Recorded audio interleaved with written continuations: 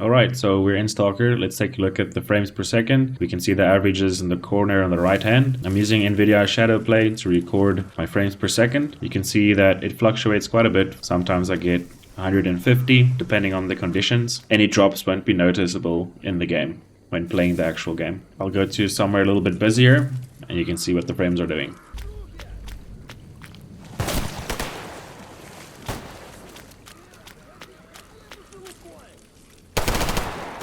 Alright, as you can see in busier sections, the game can drop to 80 or 90 frames per second. Here we can see in areas where it's less busy, we get anything from 140 to sometimes 150 FPS, but it hovers around 130, 140. Okay, let's go through our settings here. Some things have a massive effect and some things have a small effect, and some settings have no effect. Keep in mind your mileage may vary, so take this with a grain of salt and test these settings for yourself. Starting off with the headlamps, you can turn these on or off depending on the situation. If you're in a nighttime area where a lot of stalkers are using headlamps, consider turning this off. In normal use, I had no effect on FPS. You can obviously keep vertical sync on or off depending on your preference. Then moving on to rendering distance, I found that static objects and dynamic objects, distant shadow culling, have barely any effect. World rendering distance, I would recommend keeping this above 20%, so you can work that out by going 1, 2,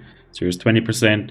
I left it on 20% for a while and I couldn't hear distant gunfire, so I moved it up to 30, 40, and 50, and there was barely any difference between 30, 40, and 50. So yeah, keep that in mind. I saw about a 10 frames per second difference between the maximum setting and the lowest setting. Moving on to rendering quality, object detail, texture MIP, and anisotropic filtering have all been maxed by default. It had no effect on performance for me whatsoever. You can test this out for yourself, but I had no difference between minimum and maximum. So it makes the game look better, so you can keep this on if you want to. Then because of the 3D shader scopes, the game doesn't recommend using anti-aliasing or SMAA, so these were off by default, I didn't touch them. If you're having problems with anti-aliasing, you can go turn it on in your NVIDIA settings. Then for detail bump, parallax, and tessellation, there are some differences, but with tessellation I didn't notice any difference, so I kept it on. Steep parallax, there was about a 2 to 3 FPS gain turning this off. With detail bump, there was about a 3 to 4 FPS gain turning this off. Yeah, together you have about 6-7 frames per second if you turn both of these off. Keeping them on makes the game a little bit prettier. Moving on to grass density, rendering distance, grass size, and grass shadows. I had the biggest effect on FPS with density and size. I saw that some people said you can increase the size to make the game look a little bit more pretty. I just kept it on 0.5 and kept grass density right at the bottom. And as you saw in that footage, it still looks natural and everything looks good.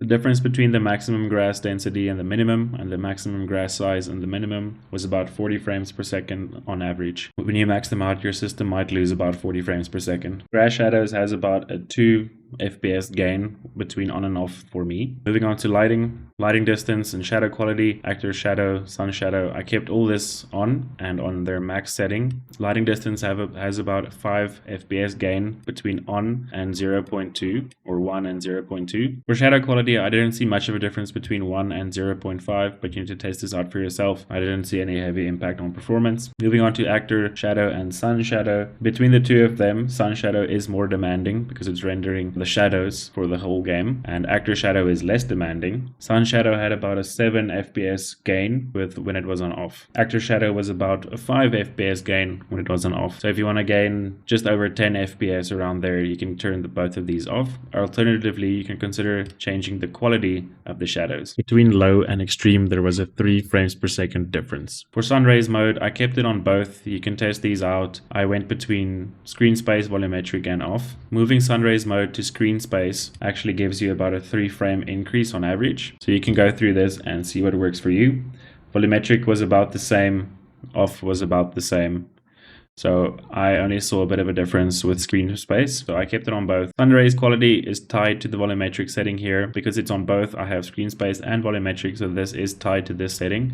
But I didn't see any difference in FPS between high and low, so I just kept it on high. Sun rays main and base intensity gave me about a 40 frames per second gain by turning these lower when they were on max. You can go through the settings and see what works for you. I've basically found that between 0.5 and 1 there's no difference, and for sun rays base intensity, but I can't notice it on 0.05, so I kept it on 0.1, and then I start to notice the sun rays. Then SSA mode, very important. This will eat your FPS. I was on HDAO and then I moved to HBAO and restarted the game, and I gained 50 FPS on average. This is a massive increase, so if you're struggling with performance, consider turning this off. Generally how it goes, SSDO is for lower end systems, HBAO is for modern hardware, and HDAO is for modern hardware that can push the limits. If you want to, you can consider turning these off if you don't want any ambient occlusion. Then you can change your SSAO quality right here. For me, I had no impact on performance between high and off for the SSA mode. Changing the quality didn't do anything for me.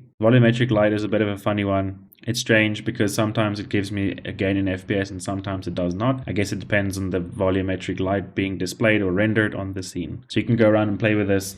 Lastly, we have effects. This had no effect on performance for me, so soft particles, wet surfaces, and volumetric smoke I kept on. You can go play around with these settings and see what works for you. Then the other piece of advice I can give you is to check your DirectX type. This will be available when you launch the game. DirectX 11 is for more modern hardware. DirectX 9 is the minimum. I wouldn't recommend going below that. If you're on older hardware, consider turning on DX9 and not playing with 10 or 11. If you are on more modern hardware, you would probably see an increase in smoothness and overall fidelity if you're playing on 10 or 11. If you are on modern hardware but you're seeing low FPS, consider turning DirectX 11 to DirectX 10. Then my last setting for you is in mod configuration menu. You can go here, scroll all the way down, go to SSS settings, go to weapon depth of field. I have all of these turned off because I don't like the weapon depth of field effect with the blur you see around the weapon when you aim, so I turn these off. Also, you can go play around with the ambient occlusion setting. If you go here, you can change the quality, resolution, max distance, and some other goodies here if you want to go play around. Alright, if this video helped you guys out in any way, consider subscribing and liking this video to support the channel. Go check out the other content that I have here on the channel if you're interested. If you're someone that watches Twitch regularly, consider following me on Twitch. Go check out the channel, come drop in and say hello. I'm probably live right now, so go check it out. Thank you guys so much for watching, and I'll see you in the next one.